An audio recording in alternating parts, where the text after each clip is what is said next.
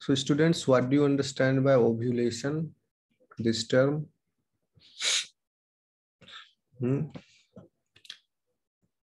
Ovulation is the event during which primary oocyte, or you simply say oocyte, ruptures from the ovary and it comes outside. Okay, and that oocyte is taken up by funnel, infundibular funnel. Okay, in some animals, oocytes fall in the body cavity, and by the ciliary movements present in the internal lining of the body wall, those oocytes are directed to the fallopian tubes. In humans, generally, oocyte, after ovulation, eggs are trapped by the infundibular funnel, and then it goes to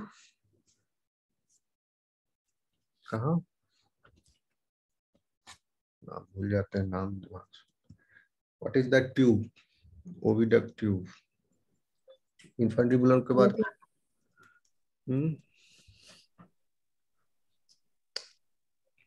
tube का नाम क्या है? भूल गए, मेरा खुद दिमाग। हाँ, fallopian tube. Okay, and it goes in the fallopian tube, rests over there till the fertilization happens. So this is ovulation. When does it occur?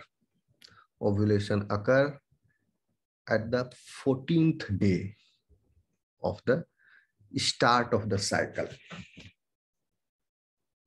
Okay, आवाज आ रही है मेरी? Yes, yes. So आप लोग ये समझते होंगे कि ओव्यूलेशन मंथ में एक बार होता है।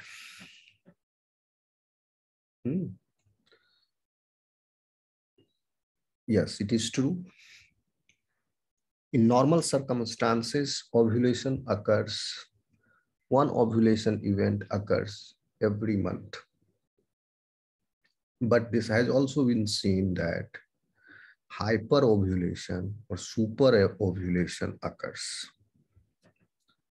And recent study shows that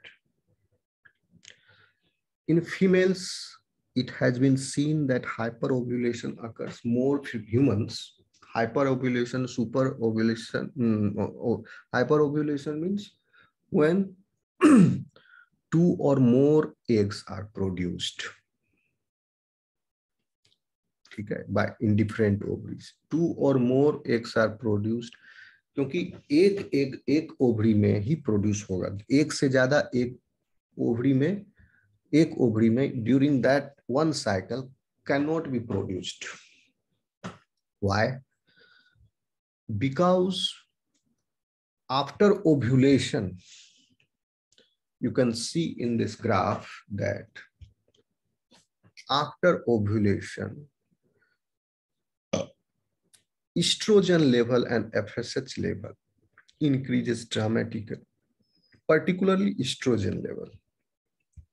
See, this is blue graph. After ovulation, level of estrogens is decreased, then slightly elevated. Before ovulation, it is at its peak. Even FSH also is at its peak before ovulation. And तो क्या हुआ? Ovulation के time पर hormone का, चारों hormone का combination किस प्रकार का है? एंड इस प्रकार का है कि यहाँ पर ओव्यूलेशन इवेंट हो जाएगा। सबसे ज्यादा मात्रा में ओव्यूलेशन के दौरान जिस हार्मोन का कंसंट्रेशन लेवल है, that is LH.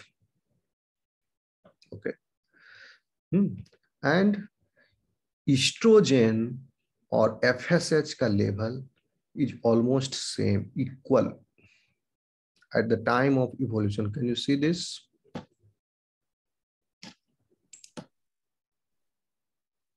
Yes, sir. See this red line and this blue line. Blue line is for estrogen. This yellow line is for the FSH. Both are यहाँ पर ovulation days के time पर ये दोनों का level same है, ये intersect कर रहा है। तो हार्मोन का कंसंट्रेशन ओव्यूलेशन टाइम पर ऐसा है कि FSH बराबर हो गया है एस्ट्रोजन के, और इन दोनों से ज्यादा मात्रा है LH की, ठीक। और प्रोजेस्टेरोन का सिक्रीशन अब शुरू होने वाला है। तो दीज आर द लेवल, यही लेवल है। तो इसको आप समझिए कि हाँ, हम क्या बता रहे थे, एक ओवरी में क्यों 2 बार ओव्यूलेशन नहीं हो सकता है? क्योंकि एक तो बात यह है कि at the time of birth the number of oocytes, the cells which will form the future oocytes, ये फिक्स्ड है। और इसी में से फॉलिकल्स, नए नए फॉलिकल्स बन रहे हैं ओवरी के अंदर और जनरेट हो रहे हैं, और वो ग्रो कर रहे हैं इन द फॉलिकल्स, ठीक है। तो जब तक FSH और एस्ट्रोजन का लेवल है ज्यादा, यानी फॉलिकुलर फेज में बिफोर ओव्यूलेशन, ठीक है, तो यह प्रमोट करेंगे, सिर्फ एक, सारे फॉलिकल्स को प्रमोट करेंगे, बट कुछ फॉलिकल्स उसमें ग्रो कर रहे हैं, but only 1 follicle will rupture. ऐसा नहीं है कि एक टाइम पर एक से ज्यादा फॉलिकल रप्चर कर जाए। Different follicles are at the different stage of their development, and so many follicles are developing in the cortex of the ovary. मेरी आवाज आ रही है? Yes, sir. Yes, sir. Conceptual है काफी, नहीं समझोगे तो मिस हो जाएगी ट्रेन, फिर आगे नहीं समझ में आएगा।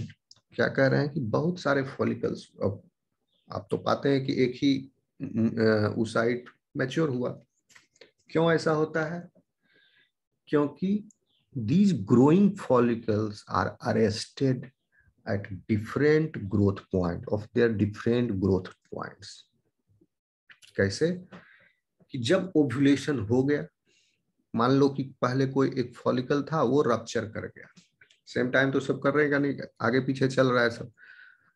तो एक फॉलिकल जैसे रप्चर हुआ, ओव्यूलेशन हुआ, कॉर्पस ल्यूटियम का फॉर्मेशन हुआ, then the progesterone secretion will start happening, और प्रोजेस्टेरोन सिक्रीशन होने की वजह से ये आपका जो hypothalamus, pituitary and gonadal axis है, इसके हार्मोन, कौन नॉइज क्रिएट कर रहा है,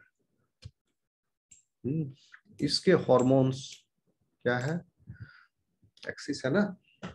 क्यों एक्सिस बोल रहे हैं? हाइपोथैलेमस कंट्रोल कर रहा है पिट्यूटरी को, पिट्यूटरी कर रहा है कंट्रोल गोनाड को, फिर इंटर्न गोनाड से जो रिलीज हो रहा है हार्मोन, वो फिर एक्ट कर रहा है किस पर? हाइपोथैलेमस पर, ठीक। तो यह तो गोनाड से जो निकल रहा है वो है फिर एस्ट्रोजन। पहले जब फॉलिकुलर ग्रोथ पीरियड चला, उसमें प्रोजेस्टेरोन नहीं, या की मात्रा बहुत कम है, या है नहीं, लगभग नगण्य है। जब कॉर्पस ल्यूटियम का फॉर्मेशन हुआ तो उस कॉर्पस ल्यूटियम से प्रोजेस्टेरोन का सिक्रीशन होने लगा, प्रोजेस्टेरोन का लेवल बढ़ा, this is the pregnancy hormone. और क्या हुआ? Endometrium of the uterus is maintained there, they are prepared there for future probable pregnancy. Okay, तो एक बार ओव्यूलेशन हो गया, then the follicular growth will be arrested. Why? Because follicular growth requires FSH, but FSH is secretion of FSH by follicle itself. Follicle itself secretes this hormone. for their own growth, but FSH secretes होगा in response to gonadotropin releasing hormone, which is released by the hypothalamus. और gonadotropin releasing hormones के वजह से pituitary से hormones निकलेंगे, and those hormones will induce pituitary से hormone निकलेंगे जो कि हो गया आपका FSH, LH. these hormones pituitary से निकल रहे हैं. तो FSH जो है, presence of FSH और presence of progesterone inhibits the secretion of FSH. तो कॉर्पस ल्यूटियम बन गया, तो प्रोजेस्टेरोन की सिक्रीशन से अब नए फॉलिकल्स जो हैं तब तक उनमें फर्दर ग्रोथ नहीं होगा जब तक कॉर्पस ल्यूटियम है इन द ओवरी. आ रही समझ में बात?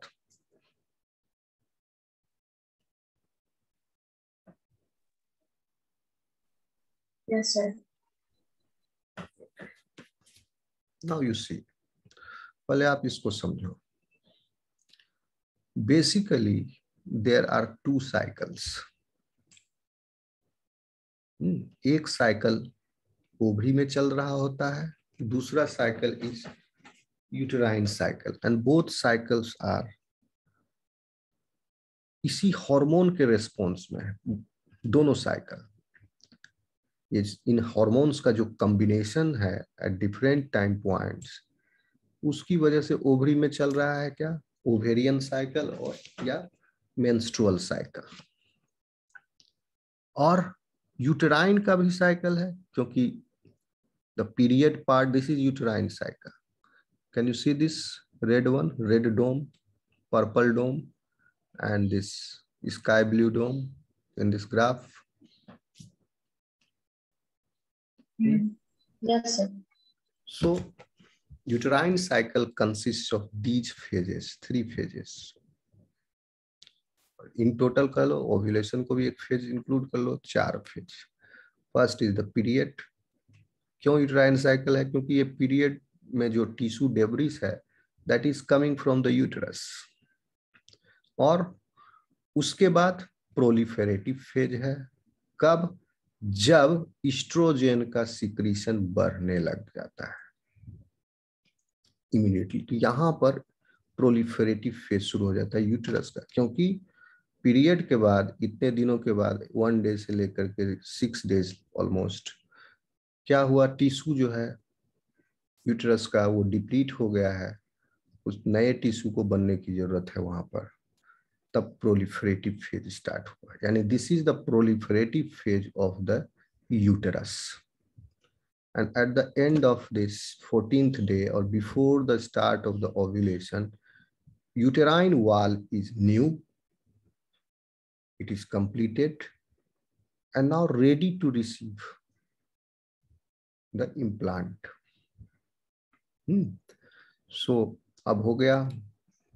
This is proliferative phase. After that ovulation will occur. Ovulation जब हो गया तो then secretory phase of the uterine will start.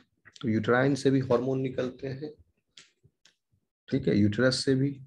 So this is secretory phase. और ये बड़ा वाला डोम जो दिख रहा है, this is ovarian cycle के phase. तो ओवेरियन साइकिल यानी मेंस्ट्रुअल साइकिल जो है, menstrual cycle basically is equal to ovarian cycle plus uterine cycle. Ovarian cycle हो गया जो ओवरी में सीक्वेंस ऑफ इवेंट्स चल रहे हैं वन आफ्टर अनदर. इसमें जस्ट एक क्या है, फॉलिकुलर फेज है, ग्रोथ फेज है, एंड देन ल्यूटियल फेज. ठीक. इसमें सिक्रीटरी फेज इसलिए नहीं कहे कि दोनों फेजेज में सिक्रीशन हो रहे हैं. फॉलिकुलर फेज में फॉलिकुलर हार्मोन्स एस्ट्रोजन का सिक्रीशन हो रहा है, ओके. ल्यूटियल फेज में प्रोजेस्टेरोन का सिक्रीशन हो रहा है.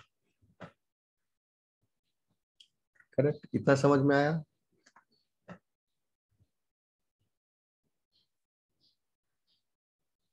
Yes. ओके. सो अब आपको समझ में आ गया होगा कि why only one ovulation event occurs in 1 month, every month in a ovary.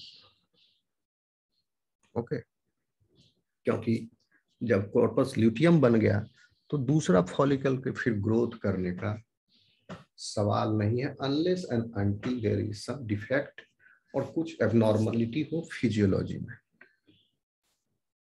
Okay ये हार्मोनल का डिसबैलेंस हो जाए, या कोई ऐसा ड्रग वो ले रहा है, कोई ऐसी दवाई ले रहे हैं, कोई ऐसे मेडिकेशन ले रहा है जिससे ये हार्मोन्स डिस्टर्ब हो रहे हैं, उन केसेस में। बाकी नॉर्मल केसेस में एक ओवरी से एक बार में 1 महीने में एक एग निकलेगा। ओके समझ में आ रहा है? Yes sir.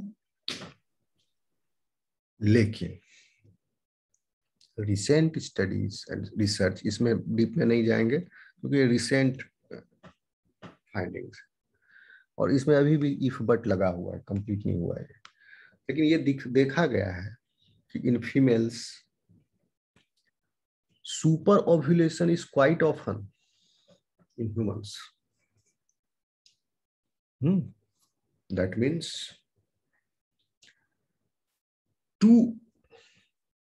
both of the ovaries produce the eggs at the same time.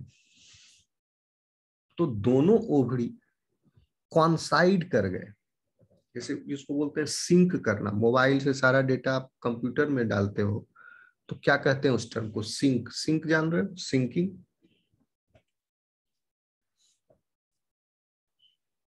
Sink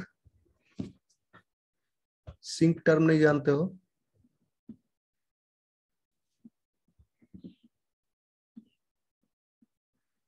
SYNC sink. Yes. Sinking बोलते हैं ना, अपने कॉन्टैक्ट को आप सेव करते हो मोबाइल में और मोबाइल चेंज कर लेते हो, तब देखते हो कि नया मोबाइल में भी आपने जो कॉन्टैक्ट नंबर सेव किया था वो सब नया मोबाइल में भी अपने आप आ जाता है। क्यों आता है? कि आपने सिंक का फीचर ऑन कर रखा है, तो पुराने और दोनों में आप सेम गूगल अकाउंट यूज कर रहे हैं, तो कॉन्टैक्ट नंबर आपके गूगल अकाउंट से अटैच हो रहे हैं, बार बार उसका बैकअप बन रहा है, ऑटोमेटिकली आपको पता नहीं चल रहा। जैसे ही आप नया मोबाइल आते हो सेम गूगल अकाउंट से वहां पर करते हो, तो क्या होता है उस गूगल अकाउंट से जो भी सिंक हुआ डेटा है पुराना उसमें, वो फिर वहां भी ऑटोमेटिकली डाउनलोड हो जाता है। मेल, कॉन्टैक्ट्स, कैलेंडर, इवेंट्स, ये सब जो भी है, इवन फोटोज, सब ये आ जाते हैं जो गूगल से एसोसिएटेड है, तो गूगल अकाउंट। तो सिंक हुआ यहाँ, मतलब कहने का मतलब यहाँ पर क्या हो रहा है, क्योंकि ये हार्मोन्स एक ओवरी के दो, अब हाइपोथैलेमस, पिट्यूटरी, गोनाडल एक्सिस, तो दो नहीं है बॉडी में, वो तो एक ही है। ओवरी वाले दो है लेकिन वो तो एक ही है। तो यह जो हार्मोन्स हैं ये चारों, इनका कॉम्बिनेशन भी बॉडी में एक ही है, लेवल वही ब्लड दौड़ रहा है सब में, same blood is going in another ovary, this ovary, तो उस ओवरी के लिए भी ये हार्मोन्स का लेवल सेम है। तो क्या होता है? Ovulation occurs at the same time, more or less, आगे पीछे थोड़ा बहुत, both the ovaries sometimes, and it is quite often in humans. Both the ovaries produce eggs naturally. कुछ ड्रग्स भी हैं जो कि इसको इंड्यूस करते हैं, ठीक है, हाइपर ओव्यूलेशन को, और जिसके फलस्वरूप क्या होता है? non-identical twins, if that female is fertilized during that super ovulation time, then 2 eggs are mature, eggs are available for the fertilization in both the ovaries, each of the ovaries. So इसकी वजह से fraternal twins बनते हैं। Fraternal twins are like brother sister twins, they are like siblings, वो बहन भाई या भाई भाई या बहन बहन ऐसे हो सकते हैं, दोनों के सेक्स डिफरेंट हो सकते हैं और उनमें जेनेटिक वेरिएबिलिटी ज्यादा होगी। मोनोजाइगोटिक ट्विंस के जैसा exact same copy, duplicate carbon copy वो नहीं होते हैं। दे ब्रदर सिस्टर में जितना या ब्रदर ब्रदर में जो समानताएं हो सकती हैं दिखने में वो या फीचर अपीयरेंस, वो सब उसमें होते हैं दोनों के बीच में। आ रही बात समझ में?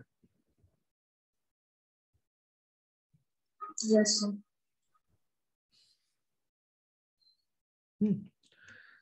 तो एक बार ओव्यूलेशन हो गया तो ये तो पर जानते ही हो आपकी फॉलिकल जो है वो एम्प्टी हो जाता है ओव्यूलेशन होने के बाद, क्योंकि फॉलिकल अब क्या है, एक तरह से उसको कंपैरिजन करो तो एक फ्रूट है, तो फ्रूट का सीड जो है बाहर आ गया, फॉलिकल में अब क्या बचा, उसका फ्रूट है तो उसका फ्रूट का कवरिंग है और साथ में सम पल्प है। तो लाइक दैट एक बार ओव्यूलेशन हुआ तो एक तो बाहर आ गया, और बच गया आपका फॉलिकल जो रिमेनिंग पार्ट है। That follicle becomes corpus luteum, and this corpus luteum is responsible for making sure, अभी आपको बताया कि ये कॉर्पस ल्यूटियम की वजह से ये इंश्योर हो जाता है कि another ovulation is not going to happen। और भी चीज इंश्योर होते हैं, and the corpus luteum starts pumping out progesterone। कहां से पंप आउट कर रहा है? खुद बना रहा है, उसके अंदर बन रहे हैं प्रोजेस्टेरोन और कॉर्पस ल्यूटियम से निकल करके बाहर जा रहा है in blood. It is mixing which one? Progesterone hormone. Okay, समझ में आ रहा है? Yes, corpus sir. Corpus Yes, sir. Luteum सिर्फ प्रोजेस्टेरोन ही नहीं बनाता है, 3 हार्मोन निकालते हैं इससे, प्रोजेस्टेरोन से, सॉरी कॉर्पस ल्यूटियम्स। तो नंबर 1 तो प्रोजेस्टेरोन है, pregnancy hormone, this one is important, इसका नाम आप सुने, नंबर 1 पर तो लिखोगे प्रोजेस्टेरोन। दूसरा हार्मोन है यही ईस्ट्रोजन। ठीक, ईस्ट्रोजन पहले निकल रहा था फॉलिकल से, ठीक, अब ईस्ट्रोजन निकल रहा है कहां से? कॉर्पस ल्यूटियम से ही। इसलिए आप देख रहे हो ये ब्लू लाइन का ग्राफ, पहले तो ओव्यूलेशन के समय ये डिक्रीज हो गया ड्रामेटिकली, फिर और डिक्रीज होते गया, then it has started going up little bit, not that much, little bit it is up। So you may wonder कि यहाँ पर नया ईस्ट्रोजन कौन सिंथेसाइज किया आया? ये ईस्ट्रोजन आया कॉर्पस ल्यूटियम से, कम मात्रा में, ठीक। और थर्ड हार्मोन जो है उसका नाम है इनहिबिन, यह भी कॉर्पस ल्यूटियम से निकलता है।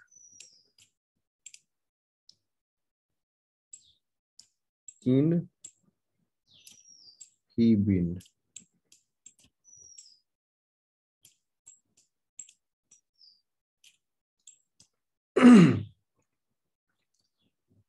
ठीक। और इन तीनों हार्मोन्स का कंसंट्रेशन जो है प्रोवाइड करता है, यानी after the ovulation, after ovulation क्या हो गया? इनहिबिन भी निकल रहा है, ईस्ट्रोजन भी निकल रहा है, प्रोजेस्टेरोन भी निकल रहा है। इनहिबिन का इसमें लाइन नहीं शो किया है इस ग्राफ में, ठीक। और यह तीनों का कॉम्बिनेशन निगेटिव फीडबैक दे रहा है किसको? हाइपोपिट्यूटरी एक्सिस। कि आप अब शांत हो जाइए, हाइपोपिट्यूटरी एक्सिस, आप ओवरी को स्टिमुलेट करना बंद कर दीजिए। हमें एक मैच्योर एग की प्राप्ति हो गई है। अब वो कुछ दिन रेस्ट करेगा, वेट करेगा for the fertilisation to happen.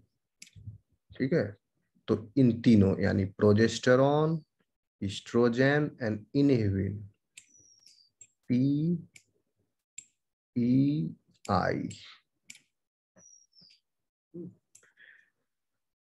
या इसको याद करने के लिए लोग पाए, पाए तो याद हो जाएगा, पाए, पाए वैल्यू होता है P से प्रोजेस्टेरॉन, I से इनहिबिन, E से एस्ट्रोजन,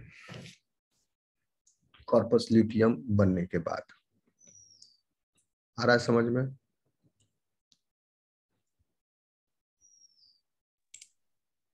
Yes, sir. ओके, अब ये निगेटिव फीडबैक दिया तीनों मिलके हाइपोपिट्यूटरी एक्सिस को, जिसके फलस्वरूप 3 हार्मोन्स जो हैं यानी FSH,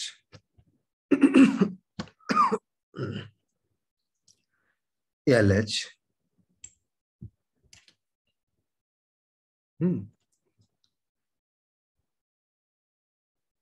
3 हार्मोन नहीं, ये 2 हार्मोन, क्योंकि एस्ट्रोजन तो फिर कॉर्पस ल्यूटियम से निकलेगा ही।